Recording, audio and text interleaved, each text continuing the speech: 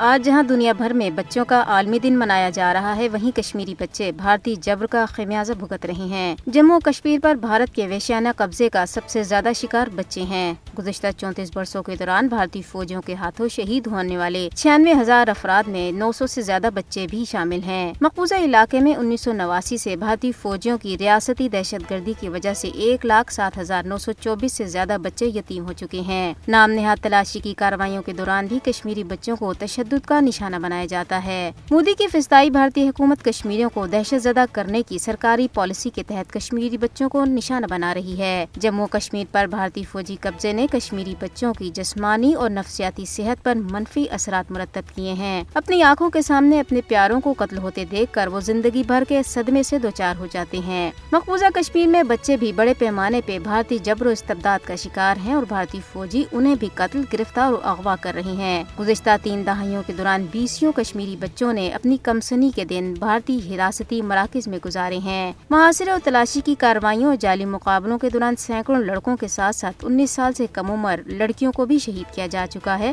جبکہ 19 سال سے کم عمر لڑکوں کی ایک بڑی تعداد کالے قوانین کے تحت مقبوضہ جموں و کشمیر اور بھارت کی مختلف جیلوں میں نظر بند ہے۔ مسلسل بھارتی ریاستی دہشت گردی سے کشمیری بچوں کی تعلیم بھی بری طرح متاثر ہوئی ہے۔ مسلسل ذہنی دباؤ میں وہ اپنی تعلیم پر بھرپور توجہ نہیں دے پاتے۔ مودی حکومت نے کشمیری بچوں کو معیاری تعلیم سے دور رکھنے کے لیے مقبوضہ علاقے میں فلاح عام ٹرسٹ کے زیر انتظام چلنے والے سینکڑوں اسکول بند کر دیے ہیں، جس سے متوسط اور کمزور گھرانے کے بچے تعلیم کے حق سے محروم ہو گئے ہیں۔ عالمی برادری کو مقبوضہ کشمیر کے بچوں کی حالت زار کو نہیں بھولنا چاہیے۔ بھارت کی طرف سے بچوں کے حقوق کے کنونشن کی پاسداری نہ کرنا عالمی زمین پر ایک سوالیہ نشان ہے۔ بچوں کے عالمی دن کا تقاضا ہے کہ بھارتی فوجیوں کے ہاتھوں کشمیری بچوں کی تکالیف کو بھی تسلیم کیا جائے اور مودی حکومت پر مقبوضہ جموں کشمیر میں بچوں کے حقوق کے فروغ اور تحفظ کے لیے بین الاقوامی ذمہ داریوں کو نبھانے کے لیے دباؤ ڈالا جانا چاہیے۔